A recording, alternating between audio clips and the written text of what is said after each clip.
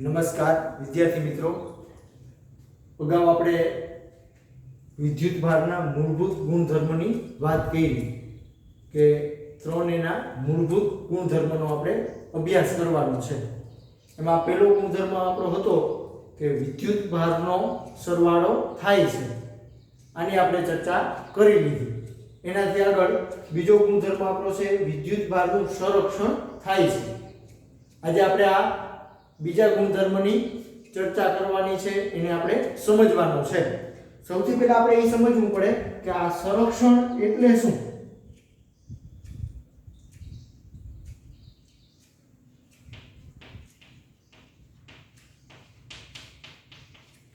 સંરક્ષણનો અર્થ શું થાય? તો સમય છે એ બદલાતો હોય, સમય છે એ સતત બદલાતો હોય. જેવી રીતે આપણે કહીએ કે 1 સેકન્ડ થાય, 2 સેકન્ડ, 3 સેકન્ડ, 1 મિનિટ, 5 મિનિટ, આ રીતે સમય છે એ સતત બદલાતો હોય. પણ આપણી રાશિ છે એ સમયની સાથે અચળ રહેતી હોય. આપણી રાશિ બદલાતી ન હોય, એટલે કે અચળ રહેતી હોય. તો આ રાશિનું સંરક્ષણ થયું એમ કહેવાય. બરાબર સમજો વિદ્યાર્થી મિત્રો. સમય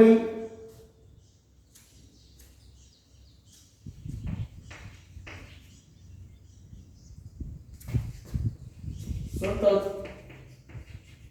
બદલાય પણ આપણી રાશિ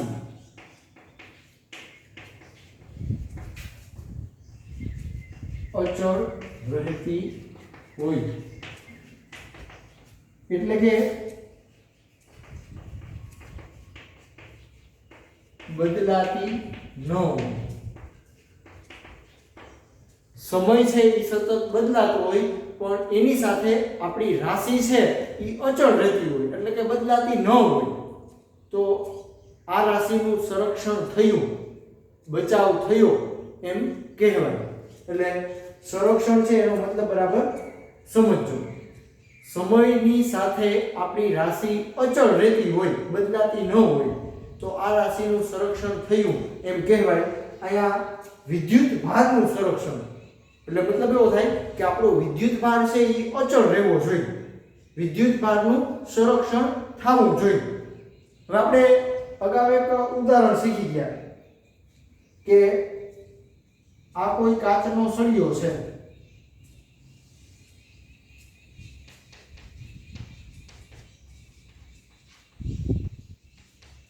અને આ ધારો કે રેશમનો ટુકડો છે.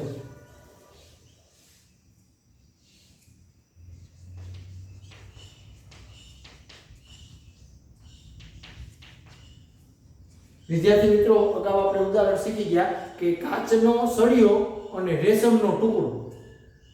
હવે શરૂઆતની સ્થિતિમાં આપણે એવું ધારી કે ધારો કે આની અંદર 4 ધન વિદ્યુતભાર છે અને 4 ઋણ વિદ્યુતભાર છે. એવી રીતે આમાં આપણે વિચારીએ કે રેશમનો ટુકડો છે એમાં 3 ધન વિદ્યુતભાર છે અને સામે 3 ઋણ વિદ્યુતભાર છે. આપણે સમજવા માટે ઉદાહરણ લીધું છે. આ કાચનો સળિયો છે એમાં 4 ધન વિદ્યુતભાર છે તો સામે 4 ઋણ વિદ્યુતભાર છે. એવી રીતે આ રેશમનો ટુકડો છે તો આમાં પણ તમે જોઈ શકો કે 3 ધન વિદ્યુતભાર છે તો સામે પાછા 3 ઋણ વિદ્યુતભાર છે. હવે આ શરૂઆતની સ્થિતિ છે. આ વિદ્યુતભાર ની જે સ્થિતિ છે એ શરૂઆતની છે, એટલે કે ઘસ્યા પહેલાની સ્થિતિ છે. ઘસ્યા પહેલા શું થયું તો તમે જોઈ શકો કે ધન વિદ્યુતભાર કેટલા છે, અથવા આપણે પહેલા એવું કહીએ કે આ જે આપણું તંત્ર છે આને આપણે તંત્ર કહી શકીએ.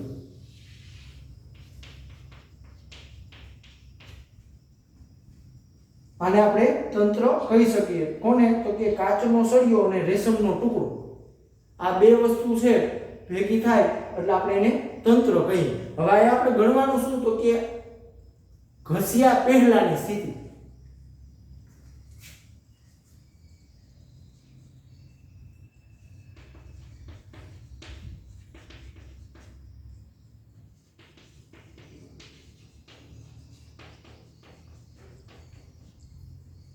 ઘસ્યા પહેલા કુલ વિદ્યુતભાર આપણે ગણવું હોય તો શું થશે?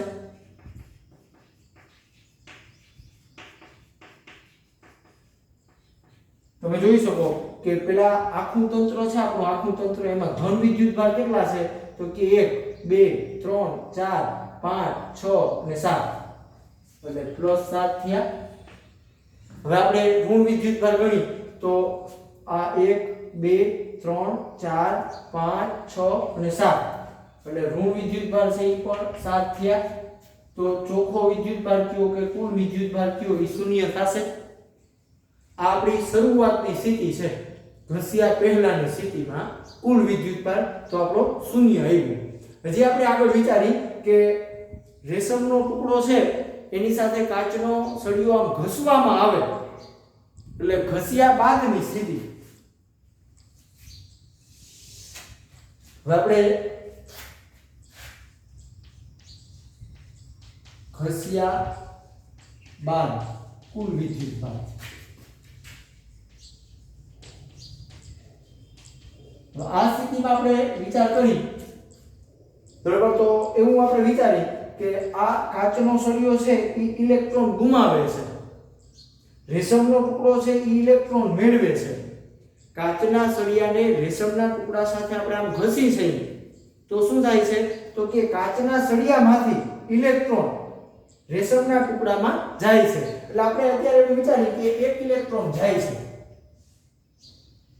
આપણો કાચનો સળિયો છે, આ આપણો રેશમનો ટુકડો છે. હવે આપણે વાત કરી કે આ એક ઇલેક્ટ્રોન ગુમાવે છે, અહીંયા જે ઇલેક્ટ્રોન હતો એ આપણે એવું વિચારીએ કે ગુમાવે છે, તો શું થાય?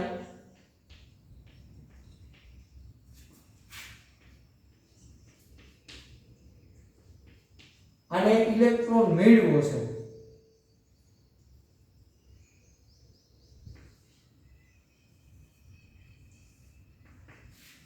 વિદ્યાર્થી મિત્રો બરાબર સમજો, કાચનો સળિયા પાસે જે અહીંયા ઇલેક્ટ્રોન હતો એને ગુમાવ્યો છે અને રેશમનો ટુકડો આ ઇલેક્ટ્રોન મેળવે છે.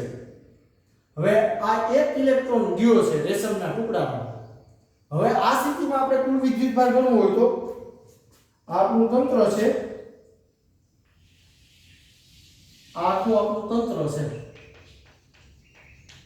હવે આનો આપણે કુલ વિદ્યુતભાર ગણવો હોય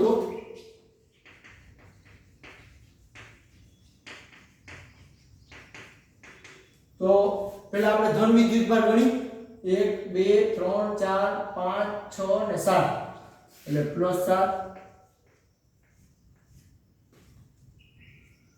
હાલો હવે આપણે ઋણ વિદ્યુતભાર ગણી 1 2 3 4 5 6 અને આપણો 7, એટલે ઋણ વિદ્યુતભાર છે એ પણ પાછા 7 થયા.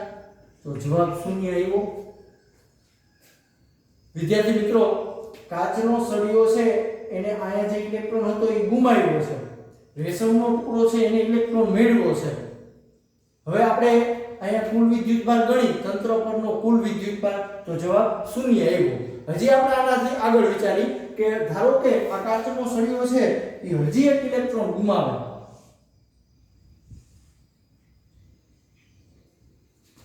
હજી આપણે આગળ વિચારી કે હજી ધારો કે આ એક ઇલેક્ટ્રોન ગુમાવે છે, આયા જે ઇલેક્ટ્રોન હતો એ માનો કે ગુમાવી દીધો,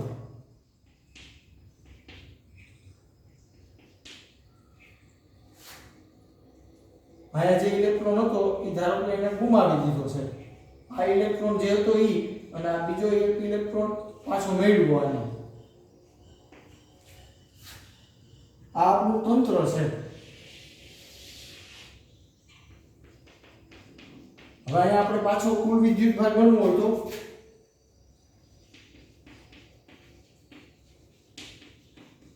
તંત્ર પરનો કુલ વિદ્યુતભાર ગણીએ આપણે તો પેલા ધન વિદ્યુતભાર ગણી 1 2 3 4 5 6 અને 7, એટલે +7. સામે ઋણ વિદ્યુતભાર ગણી તો 1 2 3 4 5 6 અને 7, ઋણ વિદ્યુતભાર પણ 7 થયા.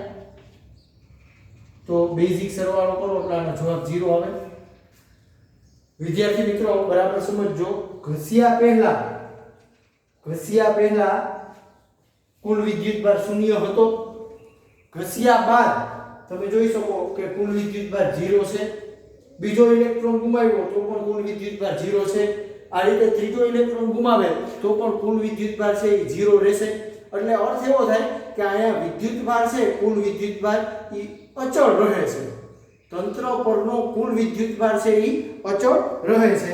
આના ઉપરથી તમે એવું કહી શકો કે તંત્ર પરનો કુલ વિદ્યુતભાર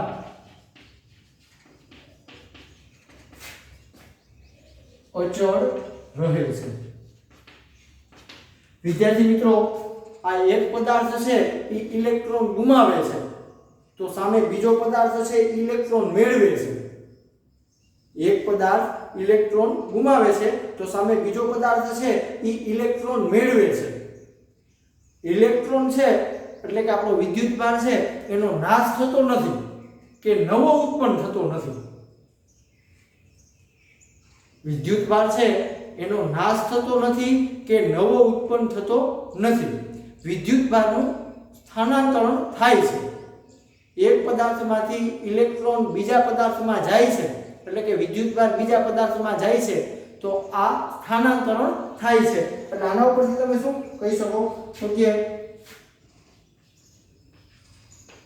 વિદ્યુતભારનો નાશ થતો નથી કે નવો વિદ્યુતભાર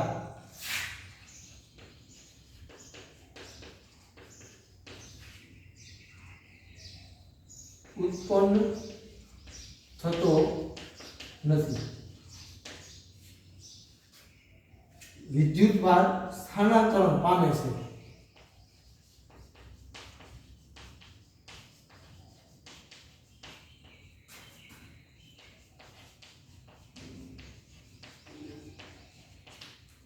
આ કાચનો સળિયો છે એમાંથી વિદ્યુતભાર સ્થાનાંતર થાય છે રેશમના ટુકડામાં।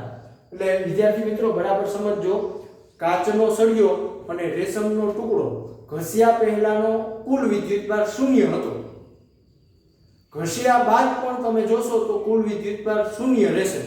એટલે વિદ્યુતભાર છે એ અચળ રહે છે, તંત્ર પરનો કુલ વિદ્યુતભાર છે એ અચળ રહે છે।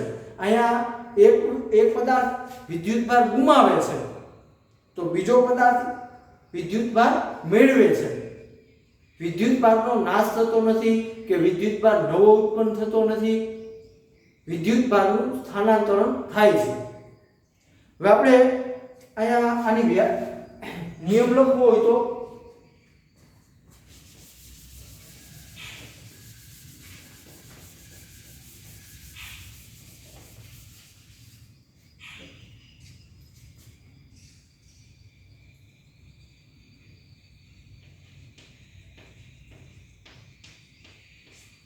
વિદ્યુતભારના સંરક્ષણનો આપણે નિયમ લખવો હોય તો આપણે કહી શકીએ કે વિદ્યુતની દ્રષ્ટિએ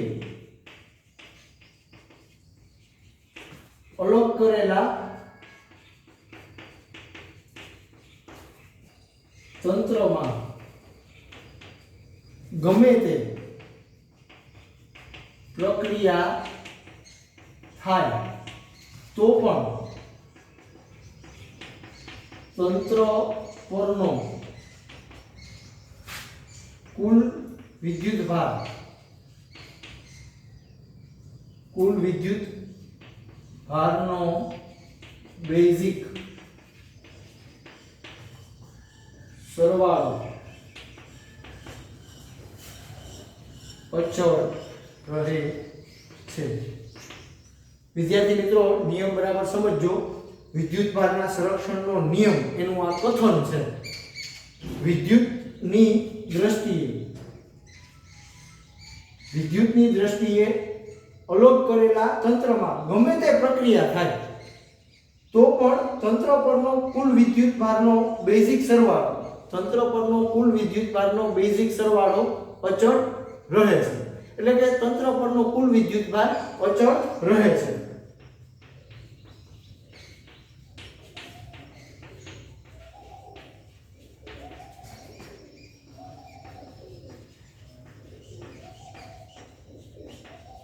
આ વિદ્યુતભારના સંરક્ષણનો નિયમ થયો. બરાબર સમજો. હું વાક્ય બોલું છું કે વિદ્યુતભાર ધરાવતો કોણ છે એ નાશ પામી શકે છે. વિદ્યુતભારી અથવા આપણે એવું કહીએ કે વિદ્યુતભાર ધરાવતો કોણ છે એ કોઈ પ્રક્રિયામાં નાશ પામી શકે, પણ વિદ્યુતભાર છે અલગ કરેલા તંત્રમાં વિદ્યુતભાર છે એ નાશ પામતો નથી કે નવો ઉત્પન્ન થતો નથી. એક પદાર્થમાંથી વિદ્યુતભાર બીજા પદાર્થમાં સ્થાનાંતરણ પામે છે. હવે આપણે એક અલગ ઉદાહરણ લઈ.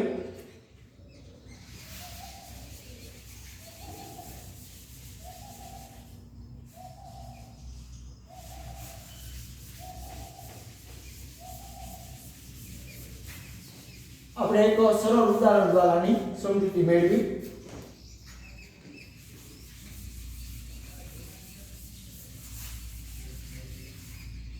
ધારો કે એક પેટી છે. આપણે વિચારીએ કે આ કોઈ પેટી છે.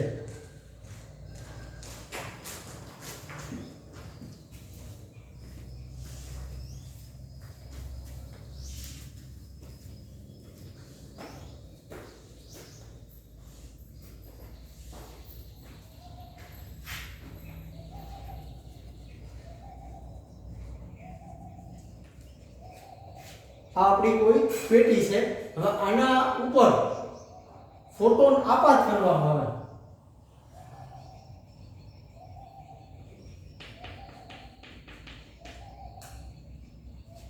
તો શું થાય?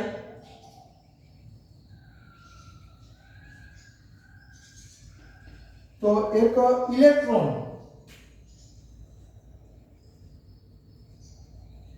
અને પોઝિટ્રોન ઉત્પન્ન થાય છે. વિદ્યાર્થી મિત્રો, આ આપણો ઇલેક્ટ્રોન છે અને આ આપણો પોઝિટ્રોન છે. બરાબર સમજો. એક પેટી છે, એના ઉપર ફોટોન આપાત કરવામાં આવે. ફોટોન એટલે કે વિકિરણ આપાત કરવામાં આવે તો શું થાય? તો કે પેટીની અંદર પ્રવેશી આ ફોટોન પેટીની અંદર પ્રવેશી ઇલેક્ટ્રોન અને પોઝિટ્રોનનું જોડકું ઉત્પન્ન કરે છે. હવે આપણે આ પ્રશ્ન થાય કે પોઝિટ્રોન શું? ઇલેક્ટ્રોનનો વિરોધી કણ એટલે એને પોઝિટ્રોન કહેવામાં આવે. ઇલેક્ટ્રોનનો વિરોધી કણ એટલે એને પોઝિટ્રોન કહેવામાં આવે. જેવી રીતે આપણે કહીએ કે ઇલેક્ટ્રોન છે તો એના ઉપરનો વિદ્યુતભાર ઋણ છે, તો પોઝિટ્રોન છે એના ઉપરનો વિદ્યુતભાર ધન છે. ઇલેક્ટ્રોન છે એના ઉપરનો વિદ્યુતભાર છે -1.6 × 10⁻⁹ કુલમ. તો સામે પોઝિટ્રોન છે એની અંદરનો વિદ્યુતભાર આવશે +1.6 × 10⁻⁹ કુલમ. વિદ્યાર્થી મિત્રો, ઇલેક્ટ્રોનનો વિરોધી કણ એટલે એ પોઝિટ્રોન. એટલે બન્યું શું આયા? તો કે ફોટોન આપણે આપાત કર્યો.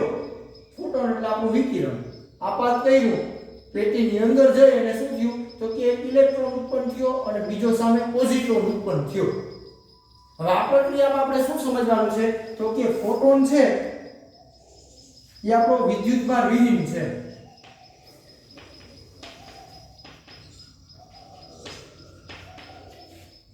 વિદ્યાર્થી મિત્રો, ફોટોન છે વિદ્યુતભાર વિહીન છે એટલે કે એના ઉપરનો વિદ્યુતભાર શૂન્ય છે. અહીંયા પણ તમે જોઈ શકો કે ઇલેક્ટ્રોન ઉત્પન્ન થયો તો સામે પોઝિટ્રોન પણ ઉત્પન્ન થયો. જોડકામાં ઉત્પન્ન થશે. અહીંયા પણ તમે જોઈ શકો કે આ ઋણ છે અને આ ધન છે, એટલે અહીંયા પણ તમે કુલ વિદ્યુતભાર ગણશો તો જવાબ 0 જ આવશે. પેટી છે, પેટી એની અંદર અથવા આપણે એવું કહીએ કે આપણું આ તંત્ર છે એની અંદર વિદ્યુતભાર વિહીન વસ્તુ આવજાવ કરી શકે. પેટીની અંદર વિદ્યુતભાર વિહીન વસ્તુ આવજાવ કરી શકે, પણ આપણું આ તંત્ર છે એમાં વિદ્યુતભાર દાખલ થતો નથી કે એમાંથી બહાર નીકળતો નથી. આપણું જે અલગ કરેલું તંત્ર હોય એમાં વિદ્યુતભાર દાખલ થઈ શકતો નથી કે એમાંથી વિદ્યુતભાર નીકળી શકતો નથી. દાખલ શું થઈ શકે તો કે વિદ્યુતભાર વિહીન વસ્તુ હોય, જેવી રીતે આપણે કહીએ કે આ ફોટોન છે તો એ વિદ્યુતભાર વિહીન છે, આ દાખલ થઈ શકે. દાખલ થાય એટલે શું થાય તો અંદર એક ઇલેક્ટ્રોન અને પોઝિટ્રોનનું જોડકું ઉત્પન્ન થશે, એને પેઇર પ્રોડક્શન કહેવામાં આવે. હવે આપણે ખબર છે કે ઇલેક્ટ્રોન છે તો એનો વિરોધી કોણ એટલે પોઝિટ્રોન. ઇલેક્ટ્રોન ઉપરનો વિદ્યુતભાર ઋણ, તો આની અંદરનો વિદ્યુતભાર ધન હોય, 1.6 × 10⁻19 કુલમ. હવે તમે કુલ વિદ્યુતભાર ગણો, પેલીનો કુલ વિદ્યુતભાર, તો જવાબ 0 આવશે. ફોટોન પેટીની અંદર પ્રવેશ્યા પહેલા નો વિદ્યુતભાર 0 છે. ફોટોન છે એની અંદર પ્રવેશે તો પણ વિદ્યુતભાર છે એ શૂન્ય છે. એટલે અહીંયા પણ આપણા વિદ્યુતભારના સંરક્ષણના નિયમનું પાલન થાય છે. વિદ્યુતભાર છે તંત્ર પરનો કુલ વિદ્યુતભાર છે એ આપણો અચળ રહે છે. એટલે આજે આપણે વાત કરી વિદ્યુતભારનું સંરક્ષણ થાય છે. આ રીતે આપણો વિદ્યુતભાર છે એ અચળ રહે છે. બીજું આપણે એક એવું ઉદાહરણ વિચારી કે કુદરત છે એ ઘણી વખત વિદ્યુતભારિત પદાર્થો ઉત્પન્ન કરે છે. કુદરત ઘણી વખત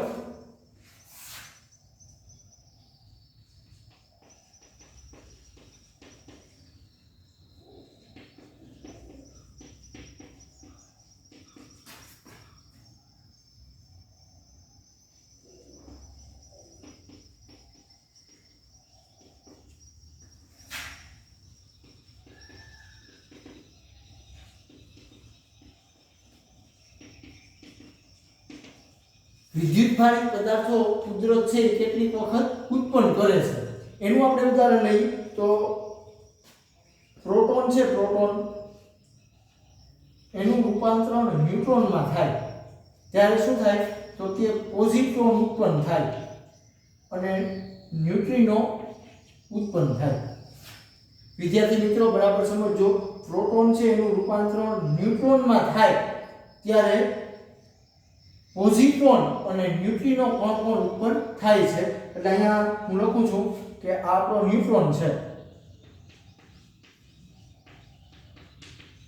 આ પોઝિટ્રોન છે,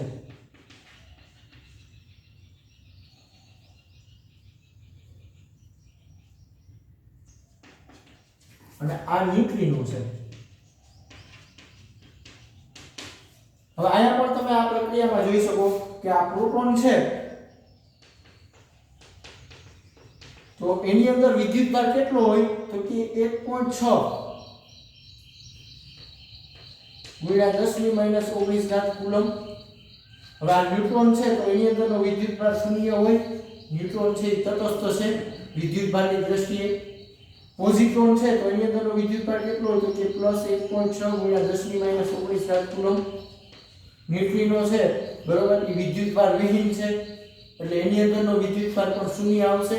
એટલે આ પ્રક્રિયા પહેલાનો કુલ વિદ્યુતભાર જોશો તો 1.6 × 10⁻19 કુલમ છે.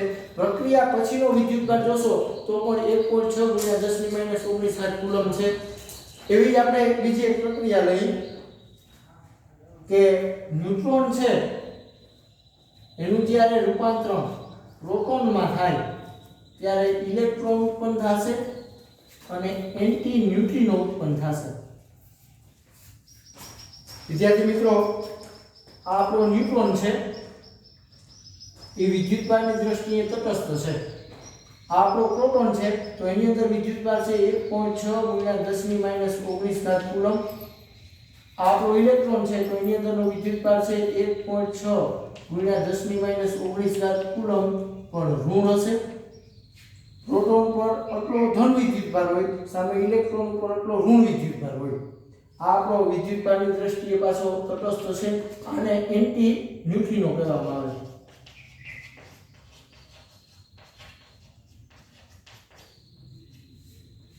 એટલે પ્રક્રિયા પહેલાનો તમે કુલ વિદ્યુતભાર જોશો તો શૂન્ય છે. પ્રક્રિયા પછી પણ તમે કુલ વિદ્યુતભાર ગણશો, આનો કુલ વિદ્યુતભાર આ પ્લસ છે અને આ સામે માઈનસ છે. એટલે કુલ વિદ્યુતભાર ગણશો પ્રક્રિયા પછીનો તો એ પણ 0 જ આવશે. એટલે કેટલીક વખત કુદરત છે એ આવા વિદ્યુતભારિત પદાર્થો ઉત્પન્ન કરે છે બરોબર. જેવી રીતે મેં તમને કીધું કે આ પ્રોટોનનું જ્યારે રૂપાંતરણ ન્યુટ્રોનમાં થાય બરાબર, આ ક્રિયા છે ન્યુક્લિયસની અંદર થાય. પ્રોટોનનું ન્યુટ્રોનમાં રૂપાંતરણ થાય ત્યારે પોઝિટ્રોન અને ન્યુટ્રિનો પણ ઉત્પન્ન થાય છે. હવે પોઝિટ્રોન છે એ ઇલેક્ટ્રોનનો વિરોધી કણ છે. હવે ઇલેક્ટ્રોન ઉપરનો વિદ્યુતભાર માઈનસ હોય તો પોઝિટ્રોનનો વિદ્યુતભાર છે એ પ્લસ આવશે. બરાબર, આ પ્રક્રિયામાં તમે જોઈ શકો કે ખાલી પ્રોટોન હતો તો એની અંદરનો વિદ્યુતભાર 1.6 × 10⁻19 કુલમ છે. પ્રક્રિયા પછી પણ તમે કુલ વિદ્યુતભાર જોશો તો 1.6 × 10⁻19 કુલમ છે. એટલે આપણો વિદ્યુતભાર છે એ અચળ રહે છે.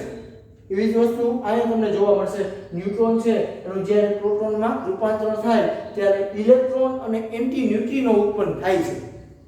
હવે ન્યુટ્રોન છે વિદ્યુતભારની દ્રષ્ટિએ તટસ્થ છે. તો આ પ્રોટોન છે તો એની અંદર વિદ્યુતભાર છે 1.6 × 10⁻19 કુલમ. આ ઇલેક્ટ્રોન છે તો એની અંદર વિદ્યુતભાર છે -1.6 × 10⁻19 કુલમ.